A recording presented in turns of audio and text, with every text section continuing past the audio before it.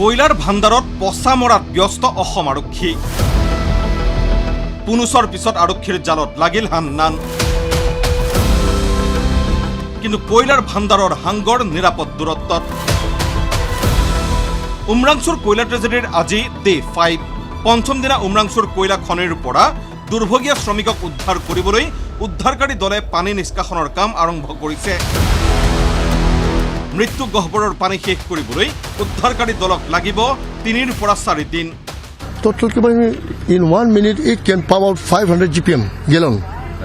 500 gallon. So with this intention hopefully we can do it within 2-3 days. এই শিহৰণকাৰী ঘটনাৰ শেহতীয়া আপডেট এয়াই কিন্তু খাটি খোৱা লোকক প্ৰলোভনেৰে মৃত্যু গহ্বৰলৈ ঠেলা এটা দালালক গ্ৰেপ্তাৰ কৰিছে ডিমা হাছাও আৰক্ষীয়ে নাম হান্নান লস্কৰ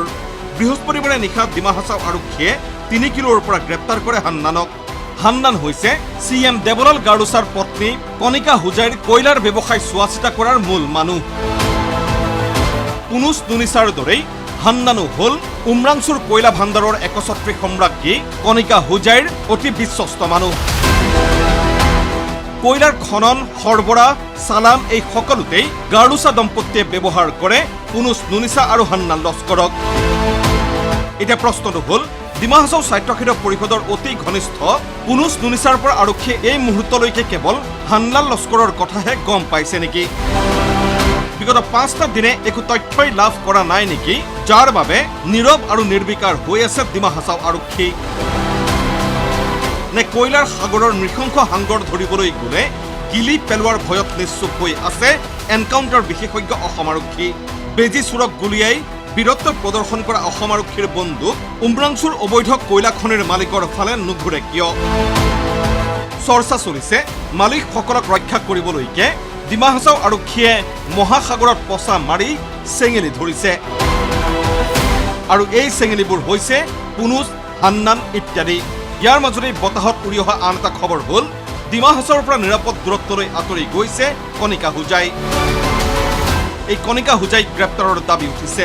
ৰাইজৰ দলৰ সভাপতি অখিল গগৈৰ দাবী উমৰাংচুত কয়লাৰ অবৈধ খননত হাত উজান দিয়া কণিকা হুজাইক গ্ৰেপ্তাৰ কৰক এটা বস্তু খাটাং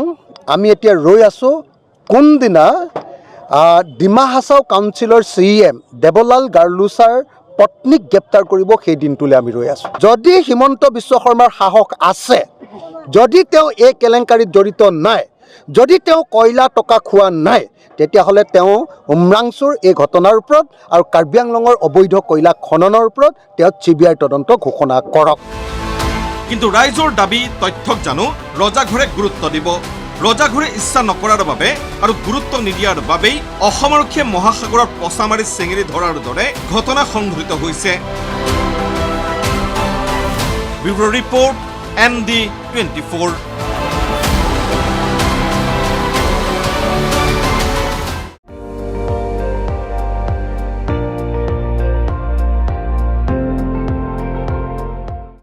আপুনি চাই আছে ND24 সৰ্বশ্ৰেষ্ঠ নহয় সৰ্বোত্তমৰ দৌৰত